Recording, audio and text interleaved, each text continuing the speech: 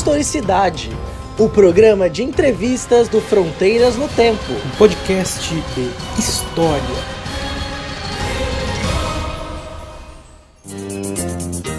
Olá, aqui quem fala é o CA e você está ouvindo o Historicidade, o programa de entrevistas do podcast Fronteiras no Tempo, que trata de história. Hoje nós vamos receber pela segunda vez no programa o professor doutor Rodrigo Cristofoletti, que é graduado e mestre em História pela Unesp Campus de Assis e doutor em História Política e Bens Culturais pelo CPDOC da Fundação Getúlio Vargas. E no programa de hoje nós vamos falar sobre a ação integralista brasileira.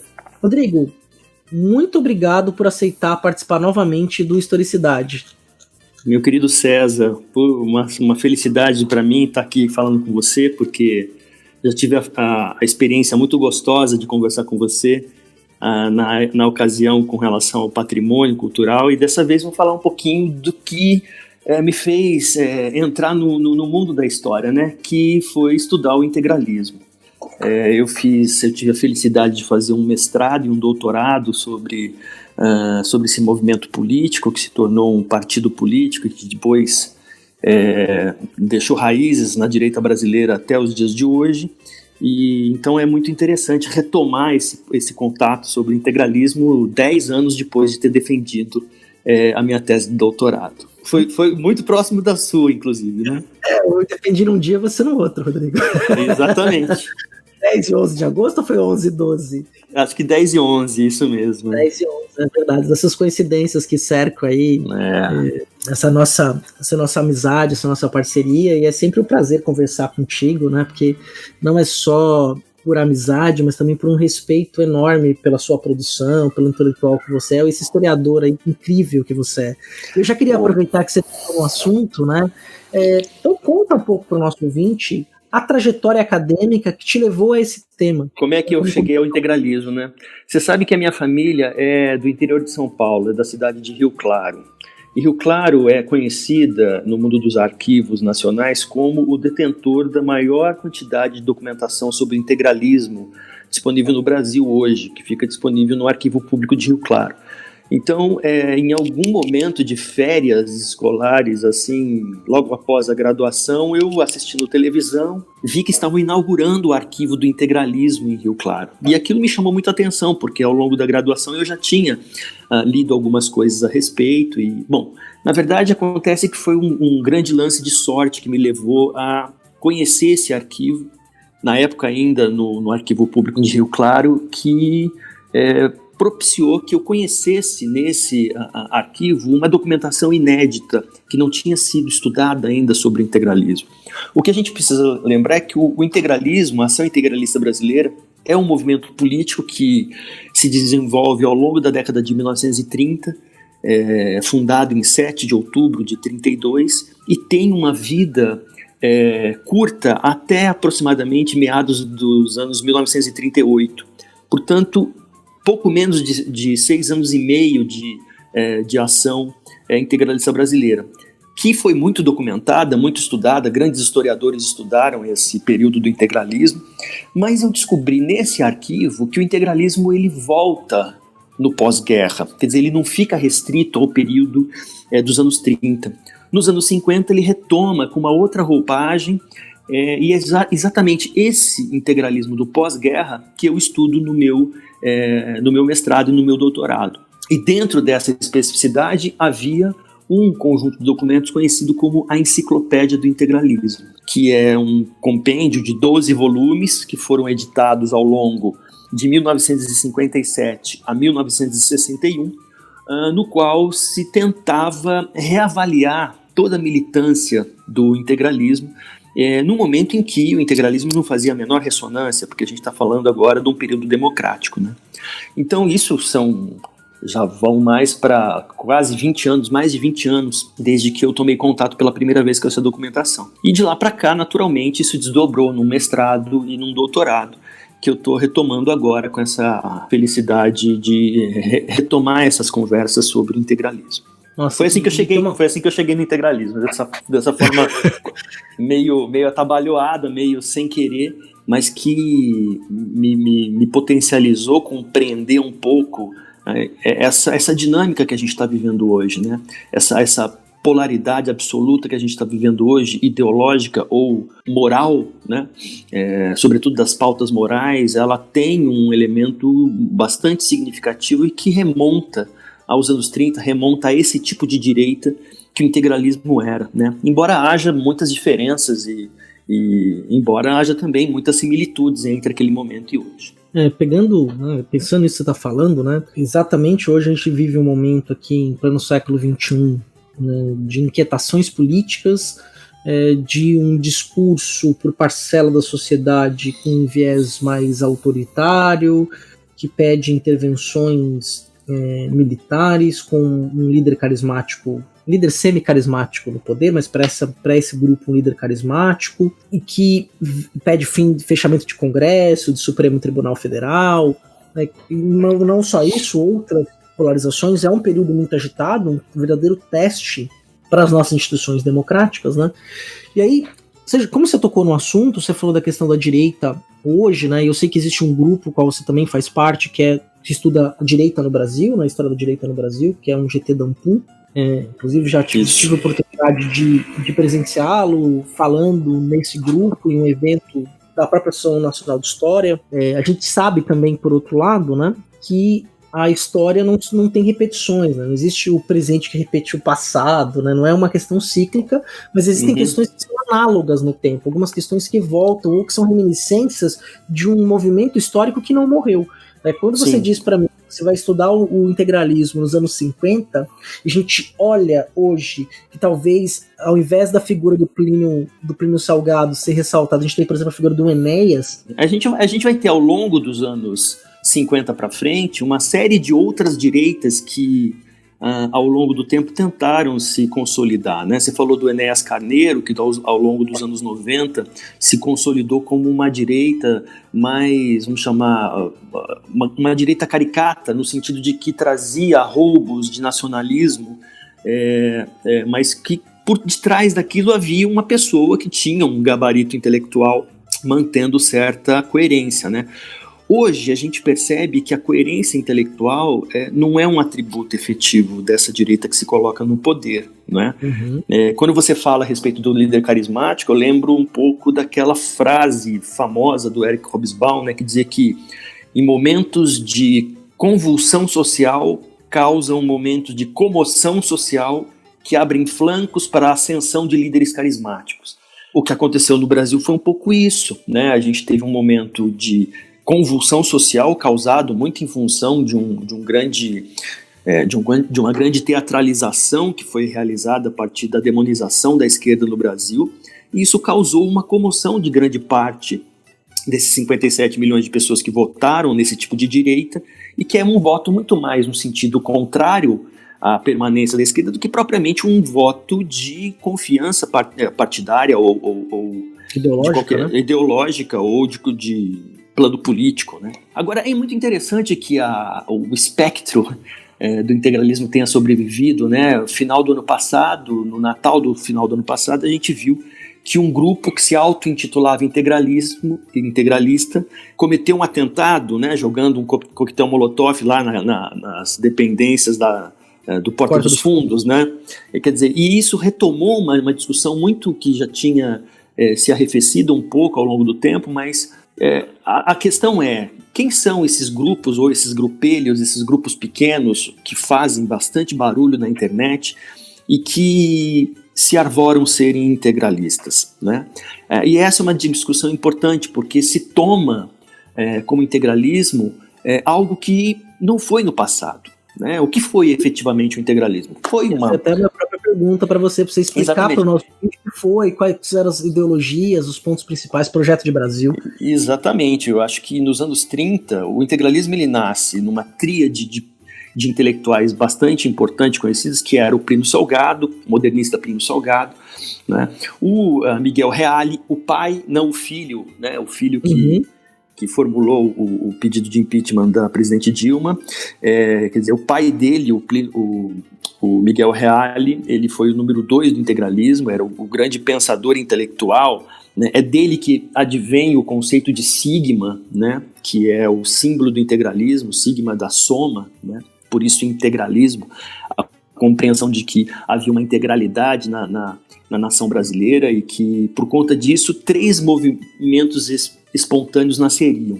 O movimento da pátria, o movimento da religiosidade e da família. Então, a tríade Deus, Pátria e Família perdura ao longo do integralismo como os elementos mais importantes. E um elemento, um chão, um pano de fundo, essencialmente anticomunista. Talvez a única efetiva proximidade direta que essa direita que nós temos hoje tem com o integralismo seja essa difusa compreensão do anticomunismo, porque não se compreende efetivamente o que é o comunismo ainda hoje, né? É uma bandeira de antípoda, de discussão contrária, mas não se compreende o que é o objeto. Então o integralismo ao longo desse período ele teve na sua faceta dos anos 30 uma penetração popular muito grande, é considerado o primeiro grande partido nacional. As estimativas mais benevolentes dizem que perto de 700 mil a 1 milhão de pessoas se filiaram ao partido. Hoje a gente sabe que essa cifra é muito inflacionada, talvez no máximo 300 mil pessoas tenham efetivamente se filiado ao partido, mas era uma adesão ideológica muito compreensível nos anos 30, né? Nos anos 50, o integralismo ele muda, porque a dinâmica democrática do pós-guerra exige que você não tenha mais a sua roupagem com características fascistas, né? O integralismo sem individualidade, né? Exatamente, e essa dimensão do fascismo foi esteve muito próxima à própria dimensão ideológica que o integralismo implementou. Há uma corrente historiográfica muito contundente no Brasil de que afirma o integralismo ser o fascismo brasileiro, mas há suas nuances, é importante que se diga, né, há suas nuances. E hoje a gente chega muito mais com uma sombra do que foi o integralismo do que propriamente a dimensão nacionalista, religiosa, anticomunista, né, que o integralismo teve ao longo da sua trajetória. Então, eu acho que é interessante tudo que você está falando, né? Então, a gente perceber, né, como no tempo a gente vai ter um movimento que surgiu nos anos 30, como ele vai ser relido nos anos 50, com algumas reminiscências ou uma releitura bem da alta modernidade, né, que você pega um elemento do passado, traz para o presente, faz uma leitura dele ao seu ponto, sem necessariamente ter essa vinculação com o projeto inicial do passado, quer dizer, ele vem muito mais como justificativa do que como necessariamente adesão própria ou com o mesmo sentido e significado, né? É o que eu costumo falar, na minha análise sobre a enciclopédia do integralismo, eu concluo que o integralismo nos anos 50 acaba aderindo muito mais a um êxodo do que um êxito do integralismo. Porque o que acontece é que os grandes nomes do integralismo acabam saindo do movimento. A aderência acaba perdendo a força. E essa aderência acaba dando oficialidade a uma outra direita, a outras direitas que vão redundar depois na UDN e também vão redundar no governo militar. Então, é interessante perceber que o integralismo ele teve uma força política de penetração ideológica muito grande nos anos 30, ele tenta uma retomada nos anos 50 a partir do Partido de Representação Popular, que é vamos chamar a sua vestimenta apaisana, né, do integralismo, mas também não tem uma sobrevida muito grande e os arroubos de nacionalismo, de religiosidade, de anticomunismo do integralismo acaba perdurando ao longo das últimas décadas. E o último grande suspiro dessa direita tinha sido nos anos 90 o PRONA, o Partido de Renovação, do Enéas Carneiro, exatamente, e que ficou guardado durante quase 2 décadas e que retomou efetivamente uma dimensão, vamos chamar, mais caricata, mas ao mesmo tempo que caricata, comunicando muito fortemente com aqueles que tinham a mesma percepção política, né? Então a gente vê o que explica esses 57 milhões de pessoas terem votado numa percepção de um plano de governo inexistente era exatamente o anti-governo que estava em voga. Então é uma dimensão histórica muito complicada de se compreender nesse momento, né? Agora, na história não há ucronias, né? O que são ucronias? Não existe o ser, né? O que será que seria se não fosse do jeito que foi? A gente não consegue estabelecer essa conexão de ucronia dentro da história, né? O que a gente consegue compreender é que há roubos de uma direita que está fugindo da caricatura e está caindo efetivamente num elemento cada vez mais reacionário, num movimento cada vez mais autoritário nesse país, né? Então eu acho que se a gente estabelecer uma conexão entre o que foi o integralismo nos anos 30, a figura do Plínio Salgado, um grande intelectual, e essa direita que a gente vê hoje no país, no governo e no poder, há uma distinção muito grande e é quase uma percepção que a direita ela se pluralizou, né? E essa pluralidade deu nisso que a gente está vendo hoje. Sim, é um segmento do que a gente vai chamar de direita, né? Porque existem outros atualmente, uma direita mais democrática, né, que vai ali, que quer instituir pautas liberais, pautas econômicas muito, às vezes, similares ao que está sendo feito, só que dentro de uma perspectiva de um jogo de negociação democrático, de uma negociação política, como a política deve ser, né? Que deve ser um jogo ali de ganha-ganha, abre mão de um lado, ganha do outro, que faz parte da democracia, né, e que é muito claro. E aí, eu acho que é bem interessante. Você fala, isso vai me remontar a uma outra questão. A gente tem o surgimento do integralismo oficialmente num período em que nós estávamos no governo provisório do Vargas. Perfeito, 32. E um governo que não era democrático, né? Inclusive você tem uma convulsão em São Paulo, né? Em que é a elite paulista que tinha um projeto econômico nacional, que negociava com outras elites em outros estados, né, em Goiás, no Sul. Então você tinha e que patrocinava essa ideia de locomotiva do país, quer dizer, o embrião da condição da locomotiva paulista ou paulistana nasce dessa dimensão, né? Sim. Então, o integralismo também surge por essas terras, né? Também surge aqui em São Paulo, né? Sem dúvida, não. O integralismo ele nasce fundamentalmente a 7 de outubro de 32, é um fruto tanto paulistano quanto carioca, né? Primeiro há negociações de Plínio Salgado com as faculdades de Direito de São Paulo e do Rio de Janeiro, e o grande grupo inicial do integralismo advém dessas universidades, dessas faculdades de Direito, né? E o foco fundamental do integralismo nasce em São Paulo, né? Claro, vai ter uma penetração muito grande no sul do país, a adesão das dinâmicas políticas do integralismo vai ter um chão fértil no sul do país, mas o sudeste vai ser também um espaço no qual o integralismo vai se desenvolver de maneira bastante presente, inclusive do ponto de vista de tendo vereadores, prefeitos, né, no interior de São Paulo e outros lugares do sul do país, por exemplo. Você teve até algumas figuras, né, que é interessante. A gente até abordou, Marcelo e eu abordamos isso num episódio do Fronteiras no Tempo. O João Cândido, que foi líder da revolta da Chibata, foi integralista nos anos 30, né? Na verdade, uma figura que houve uma adesão por parte de grande parte daqueles que estavam se formando naquele momento, né? Não só o João Cândido, se a gente for passar o próprio padre Helder Câmara, que depois vai se tornar o famoso Dom Helder Câmara, né? Jeová Mota, Severino Sombra, o próprio Gustavo Barroso, que vai ser um intelectual importantíssimo dos anos 30 aos anos 50, o primeiro presidente presidente e, vamos chamar assim, mentor intelectual daquilo que venceu o Museu Nacional. Então, de uma pujança intelectual muito grande, e que naquele momento, nos anos 30, acabou fazendo a cabeça de muita gente, né? Que, como eu avalio na minha tese, é muito mais um propósito de êxodo do que de êxito, né? Ou seja, uma grande debacle, uma grande debandada geral desses grandes nomes do integralismo. A gente eu falei um pouquinho aqui da questão do Vargas. Eu acho que é até interessante você falasse um pouquinho para o nosso ouvinte dessa relação do integralismo, e sobretudo das suas lideranças, com este que talvez tenha sido um dos mais um dos mais carismáticos a ocupar a presidência da República, um ditador, né, foi 15 anos no poder, com pequenos tempos, e depois voltou de forma... E é interessante que quando ele volta o integralismo no interior, né? Tem uma ligação muito forte. É muito interessante, sim, sem dúvida, não. Vou tentar responder essa pergunta de trás para frente.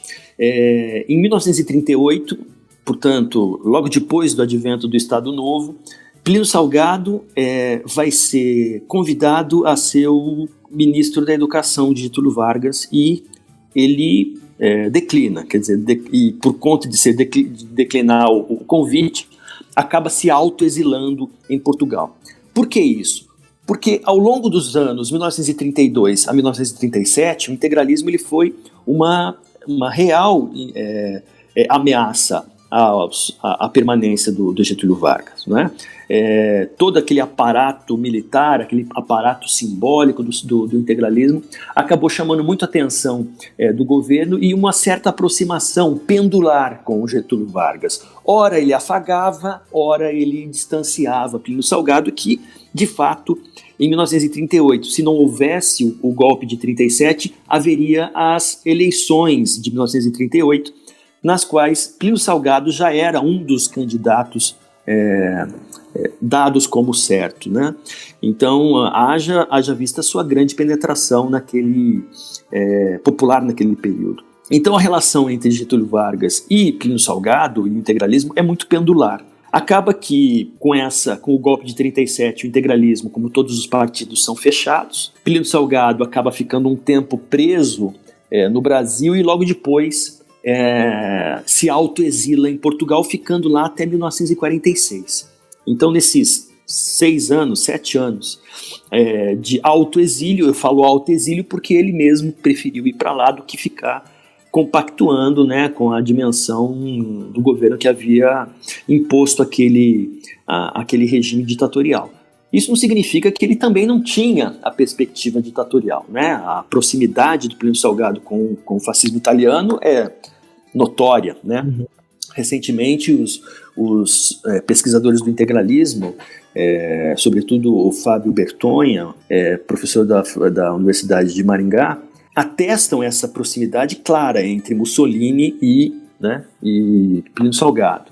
Então, eu acho que é uma dimensão cada vez mais estudada e cada vez mais compreendida, né? O fato é que hoje há um reboque, há um revival, vamos chamar assim, do integralismo, patrocinado por grupos da internet, por pessoas jovens, entre os seus 20 e 30 anos, e que, ao não fazer uma leitura efetiva do que foi o integralismo, readaptam esse integralismo a um mundo de hoje. Então, o neointegralismo, se a gente puder chamar assim, é muito mais uma tradução dos símbolos tradicionais do integralismo para o mundo de hoje, né? Não há nada de integralismo, efetivamente, nesse pessoal, né? Então, a gente poder marcar a diferença, acho que seria bem interessante. Além dessa questão, eles tinham uma uniformização dos seus membros, né? Usavam ali uma roupa verde, praticamente uma farda militarizada. Exatamente, era uma milícia militarizada, fardada, vestida de verde oliva da bandeira nacional, com um sigma no braço direito, né, e que gritavam um cumprimento muito característico, que era o Anauê, com as mãos em riste levantadas, assim. Anauê, que significa você é meu irmão, você é meu parente, somos da mesma natureza, né? E isso se propagou pelo Brasil nos anos 30 como uma moda muito, muito forte, né? As pessoas, eu tenho depoimentos de hoje, nonagenários, pessoas que viveram aquele período e que lembram que as pessoas se aderiam ao integralismo porque era uma possibilidade de se sentir pertencente a alguma coisa. Vestir uma farda, desfilar, bater continência, era uma catarse geral que fazia a cabeça de muita gente naquele momento, né? Justamente esse sentimento do facho, né, da união, né? Eu tinha feito um comentário anteriormente, mas eu vou até retomar, porque na verdade não é uma cidade sem classes, é uma cidade sem conflito de classes. Sem conflito de classes. No qual o capital e o trabalho estejam ali em sintonia, né? Não haja necessariamente um conflito entre dois. Exatamente, a compreensão do Estado integral, né, que é uma sociedade que necessariamente ela tem um centro fundamental, que é o centro do líder carismático, né, ela não elimina a classe, mas elimina a potencialidade de transição entre elas, né? E essa dimensão é uma dimensão que já foi muito estudada e que hoje no Brasil alguns historiadores retomam essa dimensão para tentar estabelecer uma conexão entre o que está acontecendo no Brasil hoje. Eu estou afastado do estudo da direita há pelo menos uma década, mas naturalmente por força de ofício a gente acompanha o que está acontecendo, né? Eu tenho cada vez mais convicção de que a direita que eu estudei no meu mestrado e doutorado, a direita do integralismo, pouquíssimo tem a ver com a direita que está no poder hoje. Então a gente estabelecer uma conexão, ou tentar estabelecer uma conexão mais forçada que seja entre uma coisa e outra, é abrir mão de compreender que essa evolução, se a gente puder chamar assim, essa transformação, melhor dizendo, da direita, aconteceu nesses últimos 20 anos, né? E a gente, sobretudo aqueles que estudam a direita, tem que ficar atentos com relação a essas dimensões de transformação dessa direita. Poxa, extremamente elucidador, né? E essa direita nos anos 30, né, do integralismo original, tentou dar um golpe também de Estado, né? Tentou tomar o poder, né? De uma forma absolutamente cinematográfica, né? Porque em 1938, não só integralistas, mas liberais, também uma junta de antivarguistas adentraram ao Palácio Guanabara, tentaram efetivamente destituir Getúlio Vargas do poder, o chamado Putin integralista de 38, e que acabou redundando em mortes e prisão de alguns integralistas, né? O fato é que as anedotas contam que arriadas as calças de Getúlio Vargas em pleno Putin, em plena ação de destituí-lo, ele teria anunciado que era necessário, que se fosse necessário, que matassem quem entrasse. E isso foi feito. Houve tiros, pessoas morreram, integralistas foram presos. Eu até sugiro a leitura de uma bibliografia a respeito disso, muito interessante, um livro que se chama Terrorismo em Campo Verde, que está na descrição da bibliografia sugerida, do Hélio Silva, e que é muito interessante porque reconstitui o que foi aquele atentado que, do ponto de vista historiográfico, foi muito elucidado, mas que ainda causa bastante elementos de intriga, né, e de pouca compreensão. Nossa, é incrível, Rodrigo, que como o teu trabalho foi, a gente teve essa oportunidade aqui, né, de bater esse papo e conversar, né, de pensar também as similaridades do que estava acontecendo aqui no Brasil também, que estava acontecendo fora, né, porque você tinha, como você muito bem mencionou, o fascismo italiano, que o Plínio Salgado bebia muito dessa fonte, o próprio Sim. Estado Novo, o nome foi igual de Portugal, do golpe de Salazar, o Estado português chamava de Estado Novo, quer dizer, a criação original do Brasil. Você teve ali o Franco chegando ao poder depois de uma sangrenta e violenta guerra civil de 3 anos. Exatamente, você tem a Europa Central com os diferentes tipos de fascismos acontecendo, né? E o próprio Plínio Salgado com uma proximidade muito grande com o próprio Salazar depois, em Portugal, por conta do período que ficou autoexilado, né? Então a gente vai ter uma percepção de que o Brasil naquele momento estava reproduzindo muitas vezes, ou pelo menos refletindo em grande parte, uma ideologia que tinha chão, terreno e muita adesão na Europa, né? É por isso que os historiadores do integralismo, grande parte deles, a maioria, corroboram a compreensão de que o integralismo foi, de certa maneira, uma faceta fascista nos anos 30 aqui no Brasil, né? Rodrigo, só tenho a agradecer por essa conversa que a gente teve novamente aqui. As portas do Fronteiras do Tempo, Historicidade, estão sempre abertas para você. A gente pode voltar a conversar de outros temas, voltar a conversar sobre patrimônio, que é o que você vem trabalhando hoje em dia, né? Que é a sua dedicação mais especial à pesquisa. Então, falar dos novos projetos, das novas descobertas. E eu fiquei muito feliz mesmo de conhecer mais o teu trabalho. por meio dessa conversa, e tenho certeza que o nosso ouvinte também tenha ficado satisfeito. Muito bom, César. Você sabe que eu tenho maior admiração por você, pelo seu trabalho. Eu acho que você é um pioneiro na questão do podcast nesse país. É importante que a gente sempre diga, né? Já faz anos que você vem trabalhando com isso. E eu quero agradecer a possibilidade de retomar um pouco de memória, né, essas discussões sobre o integralismo.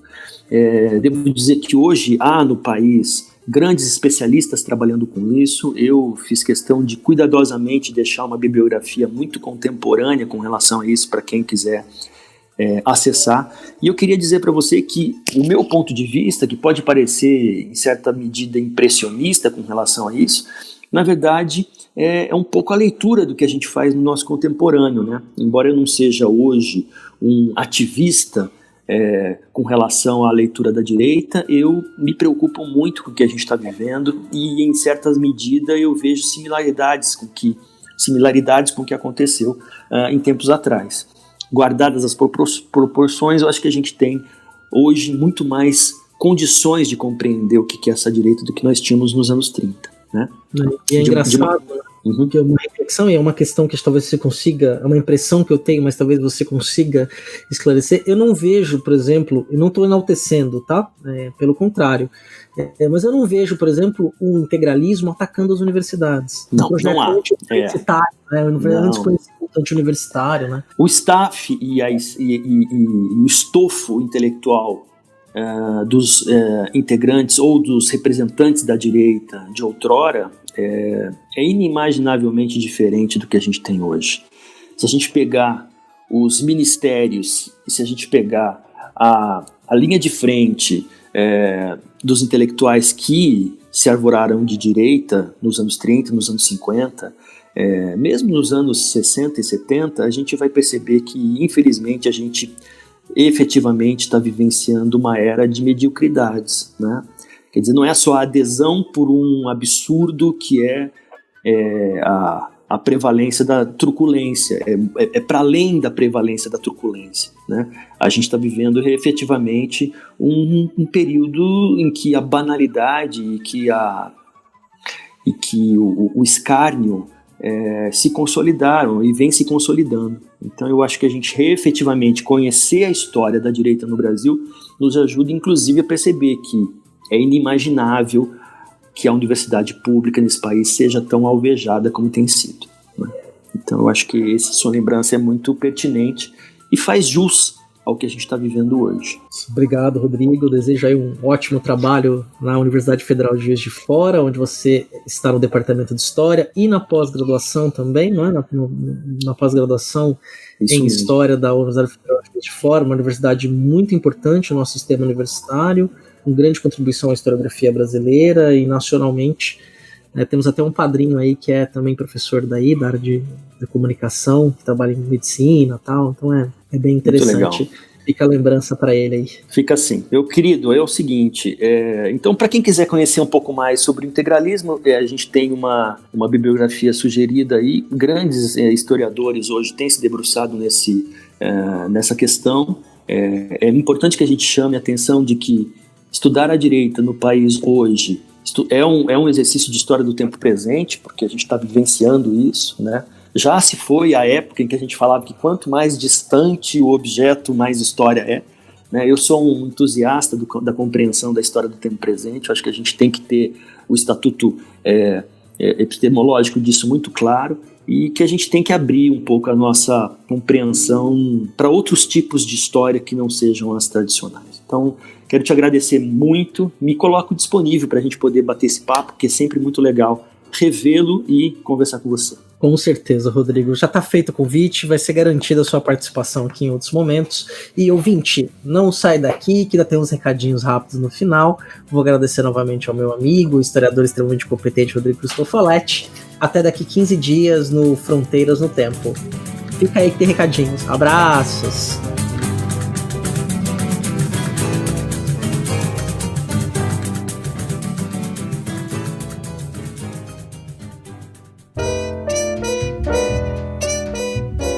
Espero que você tenha aproveitado essa conversa e percebido como o tema do integralismo, as discussões em torno da história política no Brasil são extremamente importantes para que a gente olhe para o mundo no passado e no presente.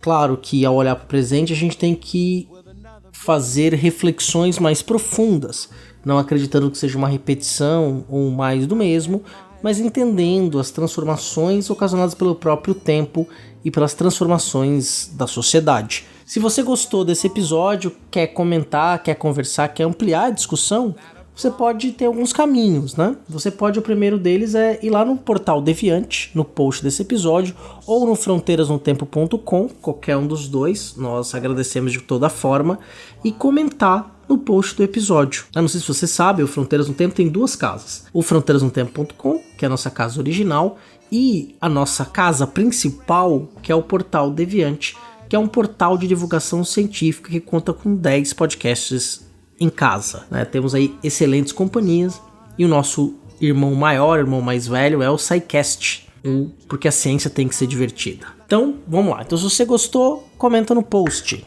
no Portal Deviante ou no Fronteiras no Tempo. Você também pode nos mandar um e-mail para fronteirasnotempo@gmail.com. Pode se inscrever no Twitter, no @frontnotempo. Você também pode nos seguir no Instagram. A gente já fez uma live recentemente, vai ter o link aqui que nós colocamos ela no YouTube, que nós falamos inclusive do fascismo. No próprio post vai ter um combo de links sobre a primeira e a segunda parte do episódio da Era Vargas, o link para a live sobre o fascismo e do episódio sobre o fascismo. Se você escutar esses episódios em conjunto, você vai perceber que a gente fecha um tema e enriquece o tema cada vez mais em diferentes momentos que a gente vai pensar em políticas autoritárias, na Era Vargas, no integralismo, no fascismo e outras questões parecidas. Então é uma ótima pedida.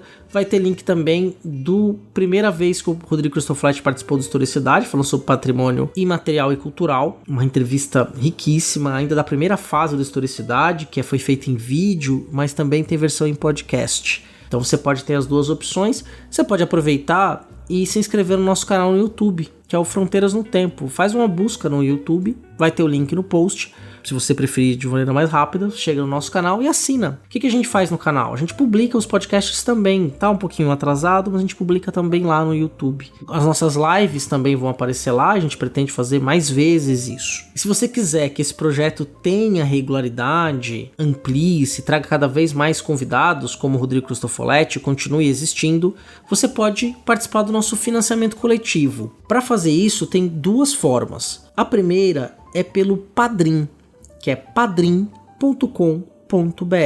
E aí você pode contribuir a partir de R$1. Cada nível de contribuição lhe dá uma recompensa diferente. Você também pode contribuir para nós no PicPay, né? É só buscar o nosso nome de usuário no aplicativo, tem link no post também, e fazer a sua contribuição se você achar mais fácil. Então, pelo Padrim ou pelo PicPay.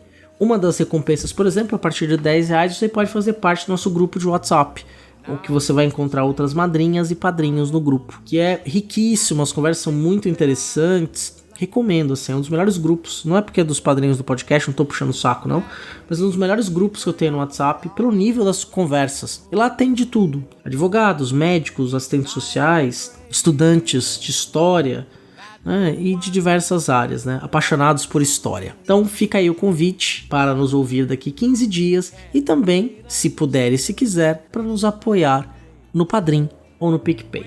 Então um grande abraço, nos vemos daqui a 15 dias no Fronteiras no Tempo, que tá bem especial, hein? Vai ter convidados.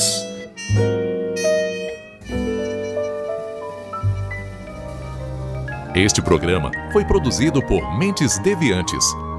deviante.com.br. Este programa foi editado por Tapcast. Edições e Produções de Podcast.